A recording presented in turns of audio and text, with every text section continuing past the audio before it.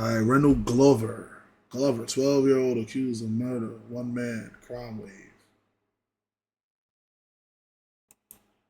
Planned, but murderer to one man crime wave. poorly executed by a gang of armed robbers who clearly don't care who they hurt.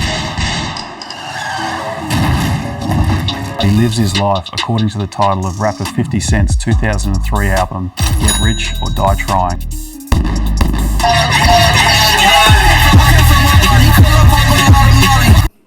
Welcome to the party, man, whoever that is. Saber God. Alright. Welcome to the party. This video will take you into the world of Reynold Glover, who was the youngest person in New South Wales to have been charged with murder. Glover does not appear to have the part of his brain that registers fear or consequences. Without the backing of a gang, have the part of the person in New South Wales to have been charged with murder. Glover does not appear to have the part of his brain that registers fear or consequences. Without the backing of a gang, he said shit don't register fear or consequences. That's a dangerous motherfucker. A nigga that ain't scared of nothing and ain't worried about no repercussions to nothing. Dangerous. Nigga, boom, broad day. You see him? He's absolutely right. Look at this nigga. The part of his brain that registers fear or consequences. Without the backing of a gang, Glover staged a one-man war against feared crime boss Bassem Hamzy.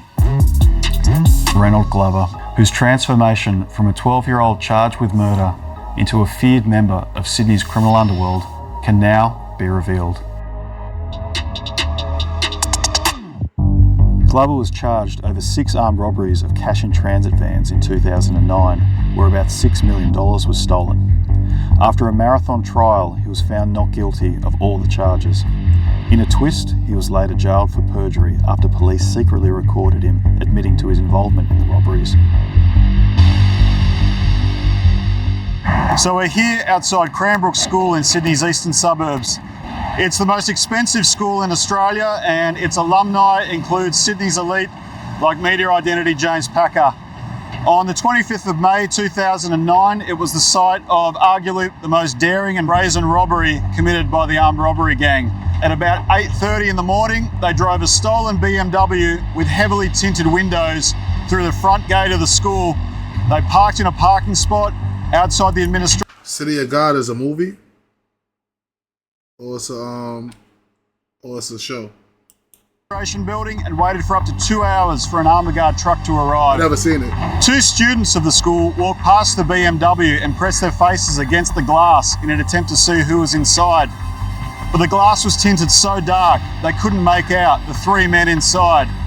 When the armor guard truck arrived at the school at about 11 o'clock, 2 men sprang from the BMW and intercepted the guards and held them at gunpoint. They threatened to kill the men unless they opened the truck. Meanwhile, as the robbery was unfolding, students and teachers were watching the scenes unfold from their classrooms. Ultimately, against the glass in an attempt to see who was the front in the morning. On the 25th of May 2009, it was the site of arguably the most daring and brazen robbery. Wow, May 25th, 2009. Damn, son. I turned myself in May 26th, 2009. Damn. The 25th, nigga. I remember the 25th, though. I was scrambling, trying to get my shit together for when I'm about to go to jail. Damn. May 25th, 2009. I'm riding around in the car like this. Look. Niggas had me in the back of the car like this. They was looking for a nigga. I was in the car like this. I'll never forget that shit, man. Damn. Committed by the armed robbery gang. At about 8:30 in the morning, they drove a stolen BMW. I'll be in London next month, y'all. Keisha, what's up?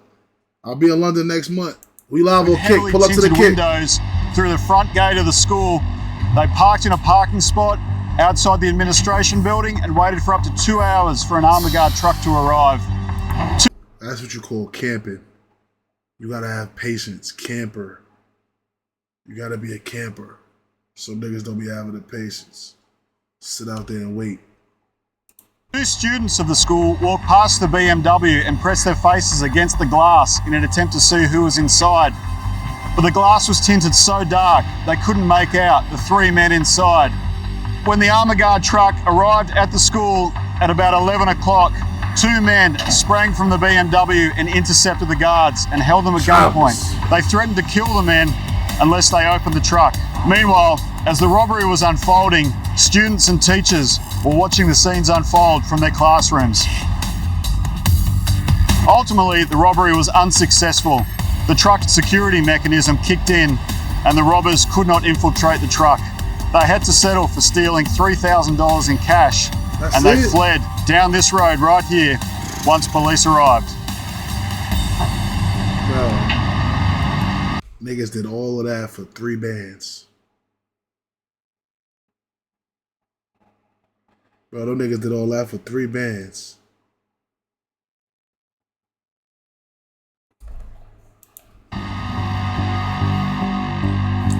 It began on January 11 in 1999.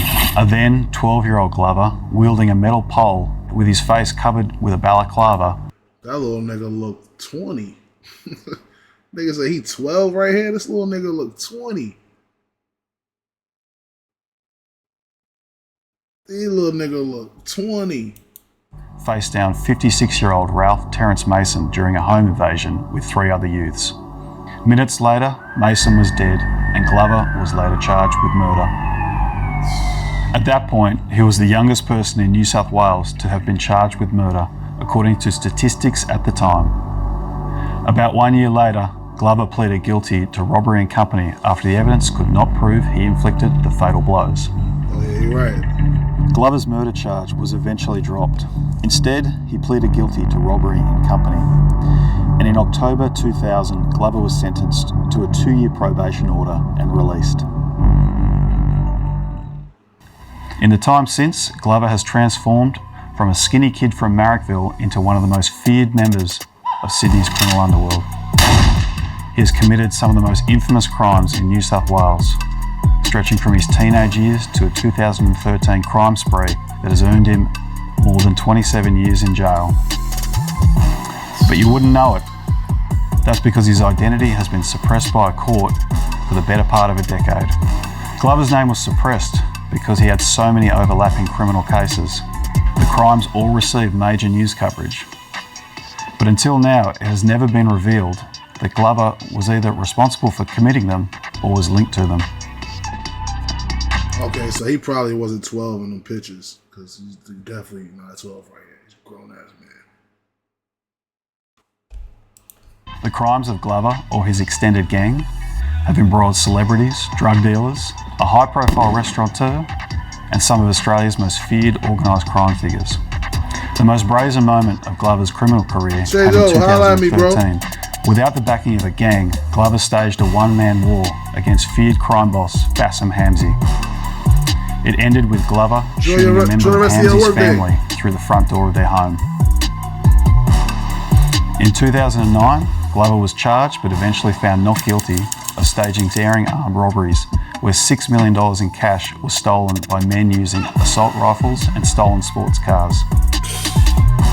Glover was only 23 years old at the time. Recently, he pleaded guilty to a notorious armed robbery of a cash-in-transit van outside Broadway Shopping Centre where shots were fired in front of shocked morning commuters.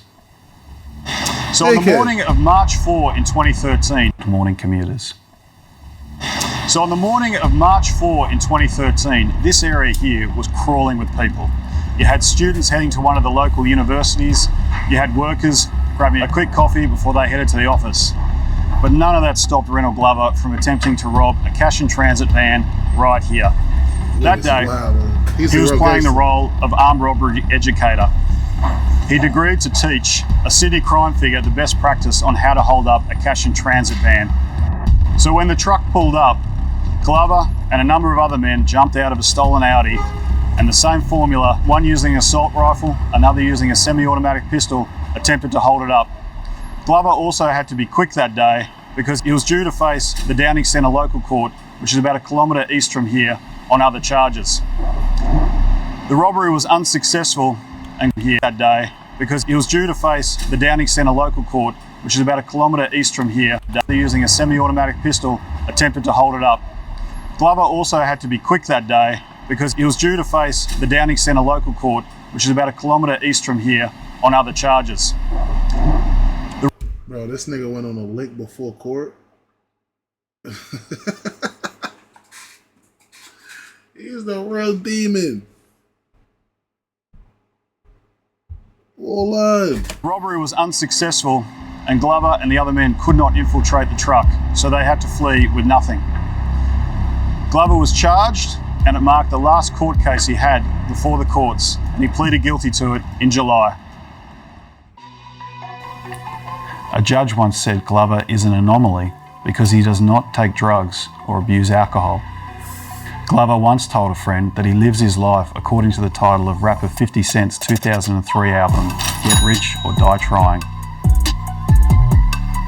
Beyond his financial motivations, associates say Glover does not appear to have the part of his brain that registers fear or consequences.